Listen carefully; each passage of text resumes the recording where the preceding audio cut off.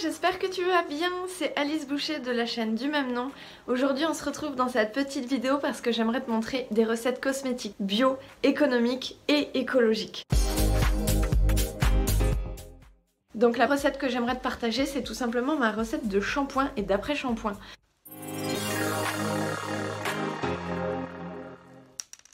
Ce que j'utilise depuis des années, c'est de la farine de pois chiche. Ça lave super bien les cheveux, même si t'as les cheveux gras, même si t'as les cheveux qui graissent rapidement et facilement.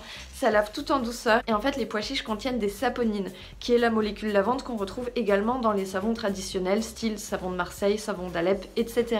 Pour cette recette, c'est super simple. Tu prends un petit bol, tu mets 4 cuillères à soupe dans ce bol de farine de pois chiche. Tu rajoutes un petit peu d'eau jusqu'à obtenir une consistance qui soit assez liquide mais en même temps un peu pâteuse, en fait entre la pâte à crêpes et la pâte à gaufres. Il n'y a pas vraiment des proportions qui sont ultra précises, donc si tu mets trop d'eau, pas de panique, c'est pas grave, ça va quand même laver.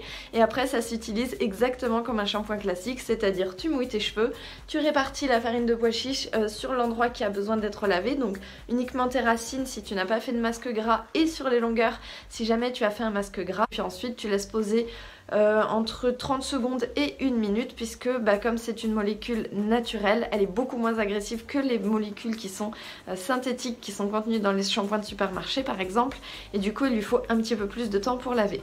Ensuite tu rinces et c'est tout bon, tes cheveux sont propres. En après-shampoing, il est indispensable d'utiliser un mélange de vinaigre de cidre et d'eau. Ce que je fais, c'est que j'utilise une petite bouteille d'eau comme ça, je mets un fond de vinaigre de cidre dedans et je remplis le reste avec de l'eau claire et j'utilise ça comme après-shampoing. J'ai percé le bouchon de la bouteille, comme ça c'est beaucoup plus facile à appliquer et à répartir sur l'ensemble de ma chevelure.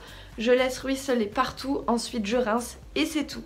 Voilà, j'espère que ces quelques petites recettes super simples t'auront plu, j'espère que ça pourra t'aider. Moi je te dis à très bientôt, soit sur YouTube, soit sur Instagram. Passe une très bonne journée et bien entendu prends soin de toi.